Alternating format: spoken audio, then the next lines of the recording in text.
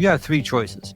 This is bad, this is good, or just is. I like the just is because then you can look at the perception of what is this in my life and how can I benefit from it? But before you do that, great question to ask yourself is, why am I protecting myself at this moment in time? If you can ask that question, write that down. Why am I protecting myself at this moment in time? Because this event, this person, this situation is representation of the thousands of other things that happen to you, trying to get your attention to help you within you to figure out how can I use this to benefit myself so I can go to the next level, the thing that I truly want, but you're not seeing it as an answer, you're seeing it as a detriment. Welcome. Here's something to get a little bit curious about. What if the very thing that made you successful is now exactly the same thing that has you feeling stuck, burned out, or maybe even sort of secretly hollow? Every one of us will at some point in time come to see that the behaviors we're doing, maybe just a specific behavior, is actually not in our own best interest. Our upcoming guest discovered something that redefines how we think about this concept of sabotage. We're all familiar with it, but it's not a mindset flaw. It's not a lack of willpower. But according to our guest, it's a trait that you are born with. One that protects you, or started out protecting you, and now quietly sort of chokes out your potential. Welcome to the Dov Baron Show. Come for the stories, stay for the learning. I'm your host, Dov Baron. I advise high-performing leaders and organizations how to harness their emotional source code to purposely transform their tribe. Today on the Dov Baron Show, our guest for the next two episodes is Dr. Philip Agrios. In what might seem a previous life, Philip was running a thriving medical practice when a personal crisis forced him to walk away. What followed was a profound unraveling and in many ways sort of the birth of a breakthrough, a blueprint hidden in nature itself that shows exactly how we sabotage ourselves and how to stop. He calls this inborn sabotaging trait. It's not just learned, it's inborn. He says it's hardwired reflex that every human being carries. You don't think about it, you don't choose it, it just runs you. Moreover, it's why no matter how many books you read, how many masterminds you join, how many morning routines you crush, you can still end up feeling like something's off. Well, there is an antidote. More on that in a moment. You're tuned into the Dov Baron Show. Each episode is an exploration into the minds of those who are shaping the world. Every episode is a raw, unscripted collaboration between my guests and me as we dive into the truths that few have the courage to ask about. We find guests for you who are sometimes unknown to the general public, but absolute titans in their field. The kinds of people who high-profile leaders turn to when they need an edge. If you're the kind of leader who craves depth over sound bites, hit that subscribe button right now, because this is where real thinkers come to sharpen their edge. For the next two episodes, I'm sitting down with Dr. Philip Agrios, who is an expert on self-sabotage. He's a business consultant, international speaker, and best-selling author. Over the last 30 years, he committed to uncovering the hidden sabotaging trait that we're all born with and that holds us back from our success. Throughout his groundbreaking T-Now method, Dr. Philip Agrios empowers individuals to instantly switch off this trait, helping them break through self-sabotage and achieve lasting success in both their personal and professional lives. So, ladies and gentlemen, please turn up the volume and help me to welcome Dr. Philip Agrios. Welcome, Hey, sir. Josh. Thank you, sir. Great to see you, Dov. Thank you so much for inviting me on. Appreciate it. It's such a pleasure. Is it a full year ago since we met? It must be close, right? Yeah, about 9 months ago, yeah. It's a long time ago, and you and I had this conversation. We were both at a mastermind together. We had this conversation, and I don't think either of us really knew what the other one did, and then it was like, oh, that's very interesting. And what was interesting to me is because a lot of people talk about sabotage, but don't really understand it. They talk about it in a mindset sense. They talk about it in a lack of willpower sense. They talk about it in a self-sabotaging from not understanding what you're really driving towards. You had a different point of view. If you were to sort of summarize it, what is it? And then we'll sort of get deeper into it. Sure. over those 30 years, researching thousands and thousands of people, what I was able to understand that self-sabotage is just self-protection. There's nothing wrong with you. You're not an idiot or a loser or all the other 100 words we say to ourselves. You're just protecting yourself from the very success that you're seeking, because subconsciously that success is harder to achieve and sustain. So we go back doing the same thing over and over again, really wanting to get to that point, but we get stuck. And so many people who have achieved, and those of you might be even listening here, you achieved that success and all of a sudden you found yourself losing it. And now you're never going to get back to that point because subconsciously it's more painful to get to that point. So it's just protecting you. And that's where the light bulb went off my brain, looking back of all the things that happened to me. And it just made sense to me. And we want to go into that because I think that, again, it's very easy to draw a large swath over these things, but it's really understanding that you can have a level of success and be fine with it, but that next level is somehow you're going to sabotage it. You can have enormous amounts of success and try to have success in another area and somehow sabotage it. You could have massive success in your business and terrible relationships. There's all different ways that this protection mechanism is going on.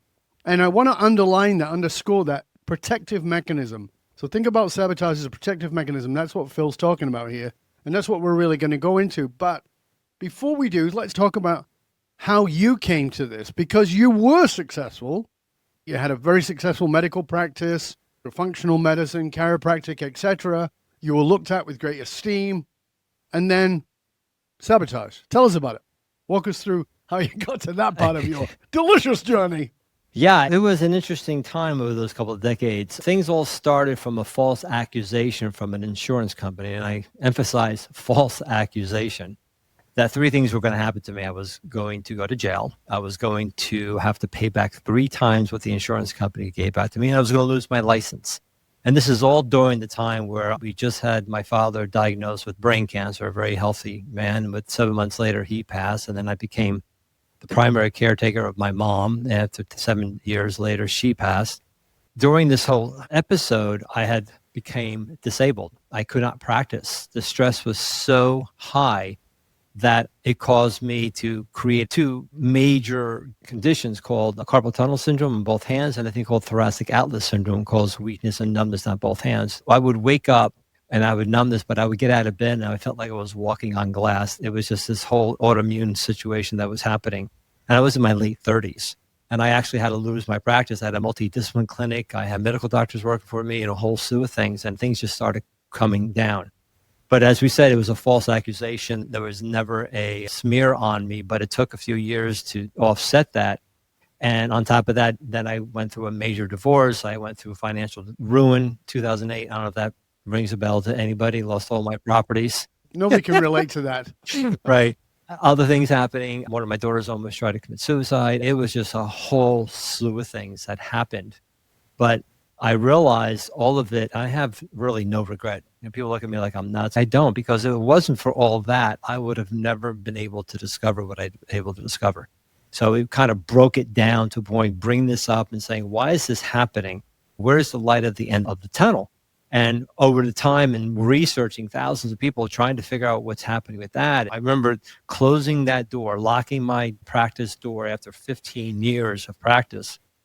And like, what the heck is going to happen? But things just started happening. So before we get into that, though, I want to just backtrack a bit here because there was a lot there. In simple terms, you were going through a shitstorm because it's one thing that your dad, who's healthy and suddenly diagnosed and then he passes.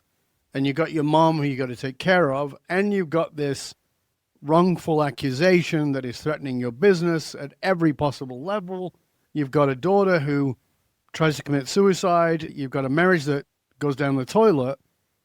That's enough for most people to go, okay, hands up, I'm done. I'm done. Right. So at that point, that wouldn't seem like I'm sabotaging myself. That would seem like if there's a God, he just took a dump on my life. It would seem like, you know, I'm living in a shitstorm, like it's bad luck, quote unquote. So as these things are happening, that's over several years you're talking about. Is there a point in that where you're going, I've had enough, I'm out? Oh, absolutely. So I want people to get that, because I think it's very easy to go, well, it's just this, or it's just that, or it's just that. But these things stack on us. So talk to us about that sense of wanting to just throw in the towel. Yeah. Yeah. And there's more to that too, as well. Oh, I'm right? sure. And no, what reason why I'm saying that is because some of it was I had to go through it. The other one was because of the decisions I made based out of fear and other things, not knowing what I know today. Right. Right. So when you have this shitstorm happening, you start thinking in a certain way that becomes the catalyst for more bad things. Is that correct? Yeah. And one of the things that really held me through this was that life doesn't happen to you. It happens from you, through you, and for you. It's so easy to say, right? Let's put a pause in that, because that's a bit too new agey. And the reason I say that is for no other reason other than out of respect for somebody who's in that place. Because I know I went through a shitstorm, and if somebody had said that to me, I would have wanted to punch them in the neck, right? Yeah. And one of the things is you want to go into why me. And once in a while, when I did say that, I was like, freaking enough. Okay. I would just say, why not you? You have to go through this because of this. And there are times where I was just like, I'm done. But things kept on coming to me to kind of keep on pushing me forward and me forward. And then when you find something that nobody else found, and then you start really focusing on this like this, it was an obsession to a point where I needed to understand what this was. So the obsession was in trying to understand why it was happening to you? As well as what this thing I was discovering, because there's nothing like this in the world. And because of that, you have to go through all this stuff in order for you to get down to that point. You're creating different ways of looking at life, and you are trying to prove it scientifically. So now you have to go teach yourself quantum physics and other things like that, and other things. But it was just like this download at many times, just knowing that, okay, this has happened for a reason. And one of the things, if I may, was that I used to say, I wonder what gift I'm getting. I wonder what gift I'm getting. Oh, gee, I wonder what this is going to give me. And I realized later down the road, chill out, I don't need any more gifts. Right, exactly. That I realized the adversity was my gift, that I had the gift. It was up to me to find the benefit out of it. And that's why I want to hear those of you who are going through some major stuff. You have three choices. This is bad, this is good, or just is. I like the just is, because then you can look at the perception of what is this in my life and how can I benefit from it? But before you do that, great question to ask yourself is, why am I protecting myself at this moment in time? If you can ask that question, write that down.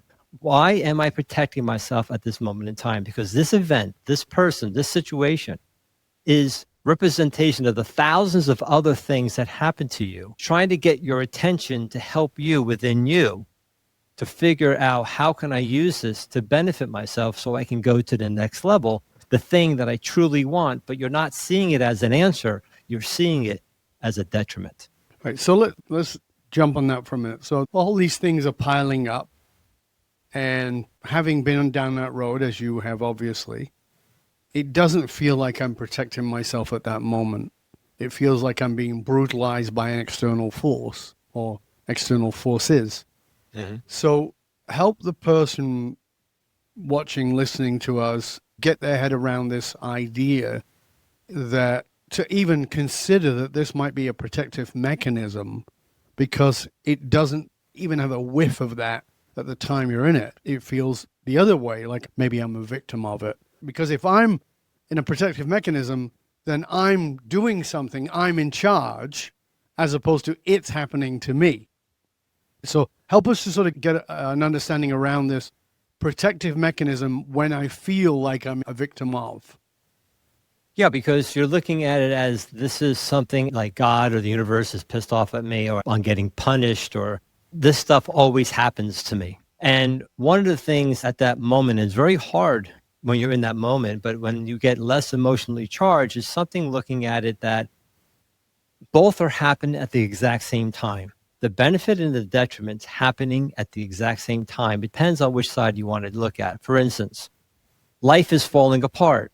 Yeah, but if you look at the other end, it's also falling together. It has to come together. If you're living in the northern hemisphere during wintertime and you're sick and tired of the cold, well, guess what's happening? On the other side, summer's happening. So both are happening to us at the exact same time. It depends on which side I want to look at.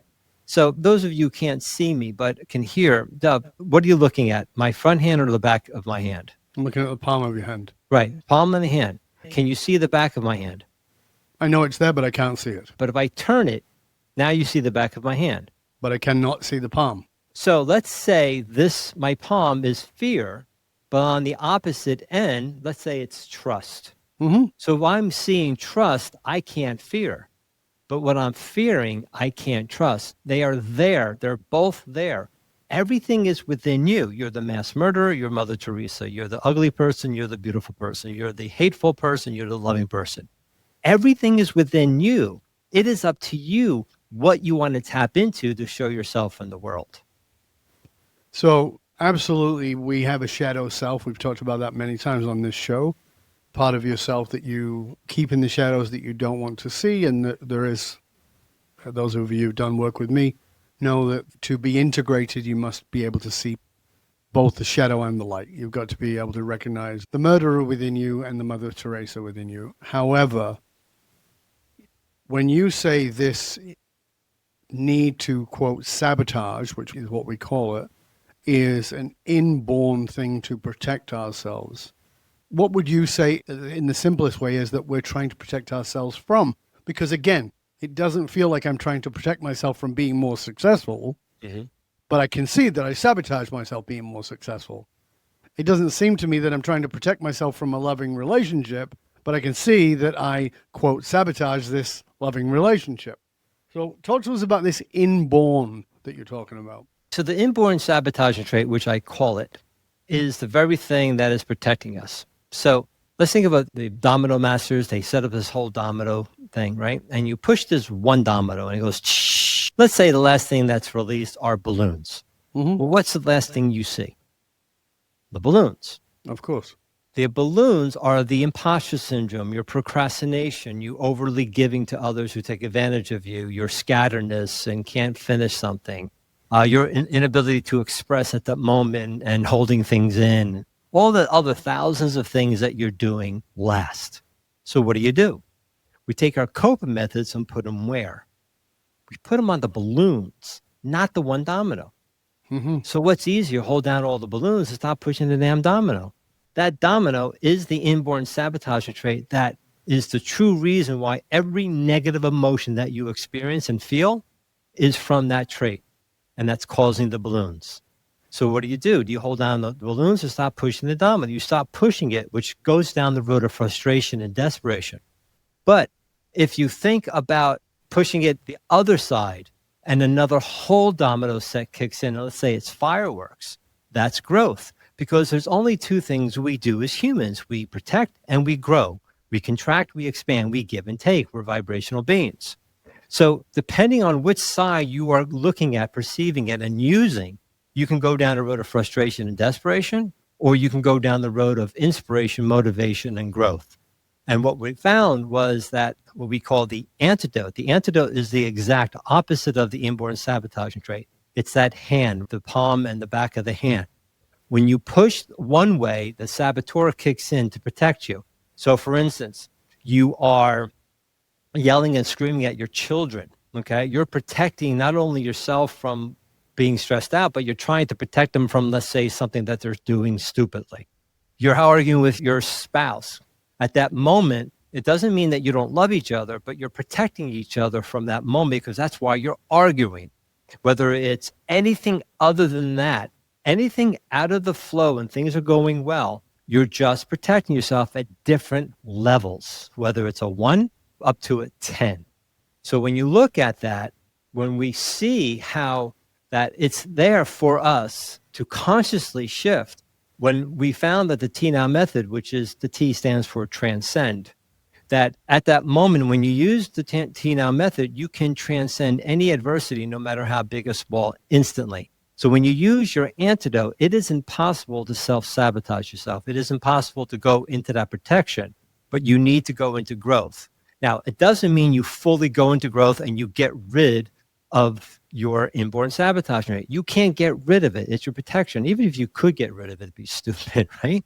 Mhm. But at that moment, you are consciously using it. So as you start to release your personal professional power and you hit that wall, the saboteur kicks in because you're at that uncomfortable level, whether it's small or large. It depends on how much you contract.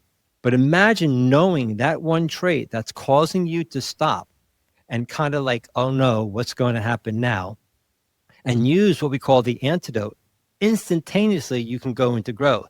So now you're growing and then contracting a little bit, growing and now you're doing that compared to the continual hamster wheel over and over again and getting stuck and never getting past that. So that's what we're really talking about, how the inborn sabotaging traits kicking in to protect you. It's there to help you to get through things, to be cautious, but not to a point of being fearful that you can't move forward. So what was the moment for you in your story when you realized this, when this became evident to you? Oh, I've dated this many a times, but each moment when I really understood what my inborn sabotaging trait, it was at that moment I went, this can't be this simple. I remember sitting on my living room floor, and when I discovered the exact thing what was happening with me, and I looked at everything that's ever happened in my life from what I can remember, I realized this trait was the reason of my making decisions that just didn't work for me. And it was that point where it was at a point when it really smacked me, was that during my divorce, going through everything and just everything was happening, I just signed my decree. I was like, yeah, take it. I don't care. Just leave me alone. I'm done here. 4 months later, 2008 hit and I lost everything. And now I still had to pay the same amount. And I went, why did that happen? And then I realized this was the trait. And I went, oh my God. And then I realized this is what's happening with my practice and my business and my personal life and everything else. And at that moment, I realized maybe there is something to this. And then I went out to start looking at it with family, friends, patients. Well, what made you realize that it was an inborn trait? What was the moment in your life, in the experience, when you went, oh, this is inborn? Because 10 years or 15 years later, 20 years later, the same people that I know, whether patients, whatever, they would come to me with a problem. And it was always because of their inborn trait. Always, 30 years later. And then I realized I started working with little children. Clients would have problems with their kids. And I started to see the same mechanism where they're 1 or 2 years old, that we could determine what their sequence was when they were a child. And then when I would share that with my client and they would do whatever, they would understand it. Then I thought about it. It was the same thing going back and forth, where even with infants, certain things that they were doing, that's where I can see it. So walk us through an example of that, Phil, because it's a bit nebulous right now. Walk us through that so that we can see that clearly. You've got the experience and you understand it, Right. but it's still not very clear for the rest of us. Absolutely. So there are 3 inborn traits. Out of 7.8 billion people, there are 3 traits that we're born with. So within us are what we call the director trait, the supplier trait, and the communicator trait. That's what I named each of the traits that make up who we are. As humans, we direct, communicate, and supply. That's all we do, just those 3 things. And when I took those 3 traits and I placed them in a sequence called the protective sequence, I realized there are only 6 sequences of human behavior. So there's really only 6 types of people in the world. And when I understood someone's sequence, I could tell them everything that was happening at that moment in the present, but I would go back in the past and tell them why they did what they did. And then during a time, as we started talking to them 5 years, 10 years, when I started knowing them, that sequence never changed. It never, ever changed. And then what we would do is I would like, okay, let's try this out on little kids. And what we're finding out was that parents who had 3, 4 children, when we determined each of the children's sequence at little as 1 to 2 years old, we could see this was the sequence. And as time went on, as they became older, the sequence never changed. So when you say the sequence, this is how that person operates. Yes, how they protect themselves and how they actually succeed. So when we understood that sequence, it really gives us the ability to understand that this one sequence is what we're born with. And then comes the traumas and everything and the experiences to kind of reinforce, to help that person to determine what the sabotaging trait is. And hopefully they can figure out their antidote. So how does somebody begin to assess the sequence they use through those three characters? Yeah. So we have a 9-question quiz that our clients take, and they're able to determine that through our programs. I can talk with somebody and within a minute or less can understand their sequence and then tell them everything about them. And I've done this on different podcast shows, especially with 2 podcasters, the partners, and I would tell them on the show live how each of them would relate to each other and conflict with each other. And they were blown away by how accurate it was without even knowing who they were. So that's how we are able to determine through 9 questions. So give us some of that, if you could, so that our listeners, our viewers can have a sense of it. Sure. So for instance, those of you who are listening that maybe are business owners or sales professionals, have you ever knew a sales professional talk themselves out of a sale? Absolutely. Might have done that once or twice myself. Exactly. So I work with a lot of VP of sales because I actually discovered a 6-step sequence to increase their sales and their closing rates. And it's always because the inborn sabotaging trait is actually stopping them from selling. And I would ask them with this person, what would you start to do with this person? And the majority of times is they need communication skills. They need to learn how to communicate better. And I'm like, that's their superpower. That's what they do great. The reason why they're over talking is because their superpower is trying to show them how valuable they are, or they're scattered all over the place. So depending on their saboteur, so let's say the saboteur is the one that's scattered all over the place. The reason why they're all over the place and feeling uncomfortable is that superpower is tripping them up because they're not focusing on following an outline, or they're not really understanding what to do. Now they're vomiting on that person.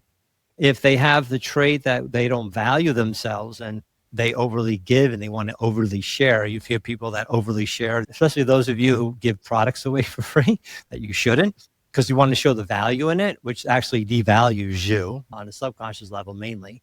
So what happens is they are now overly communicating because they're trying to show the value. Mm-hmm. So the very thing that they think is their strength is actually tripping them up.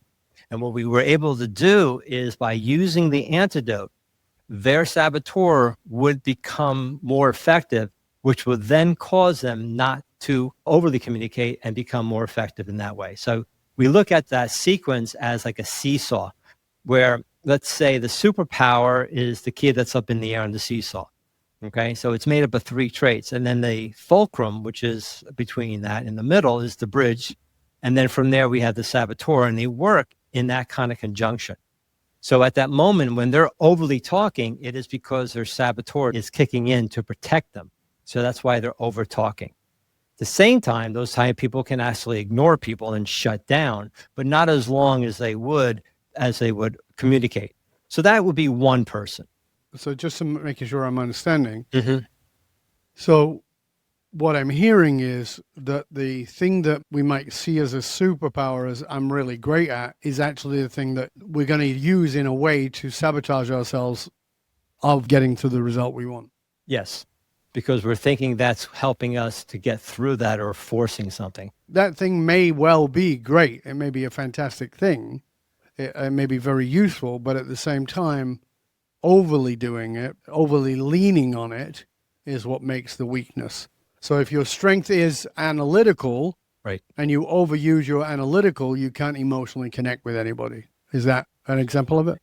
Right. Those are the people who overthink. They overthink everything, and they have a hard time getting out of their structure based on whatever their saboteur is, because they're like, I need to manage this person. I really need to micromanage them. I need to show them the structure is way to go. Then we have the other people that are overly sensitive. They're too sensitive, where people kind of get their feelings hurt very easily and things like that. So they're trying to help people feel better, be more this way, trying to make people feel more charismatic, but they're overly feeling at times. is because their saboteur is not causing them to balance out that to be. So it all depends on the situation. And then they can be talking a little bit too much. So on a scale of 1 to 10, so then maybe they're at a 7, not too bad, but they're still overwhelming someone compared to them being at a 10. So it all varies depending on that moment, but it's always comes down to this one sequence. And once they understand the sequence and once they understand how to shift it instantaneously, we've seen people increase their closing rates within a week that had that situation, increase sales tremendously because then they're realizing why they're over talking and overwhelming the person. Beautiful. Well, we're already at the end of part 1 of the show, and I want to make sure that people can find out more about you, about your book, about your resources. So please tell people how they can find out more about you, Phil. Yeah, they can go to thetnowmethod.com, thetnowmethod.com, and then they have an opportunity to, if they're a business owner, executive, to go have a conversation with us, or if not, they have an access to our membership. Fabulous. Of course, we'll make sure that that is posted in the show notes, and all the links to Phil's social will be there as well, so you can find all of those things there. We're going to be back in just one click for more of our delicious conversation with Dr. Philip Agrios. So stay curious, my friends. Stay curious about how you could stop sabotaging. Maybe not stop sabotaging, but maybe reconsider what you're actually doing isn't there to screw things up, but maybe it's protecting you. We're going to be back in just one click. Stay curious, my friends. Stay curious.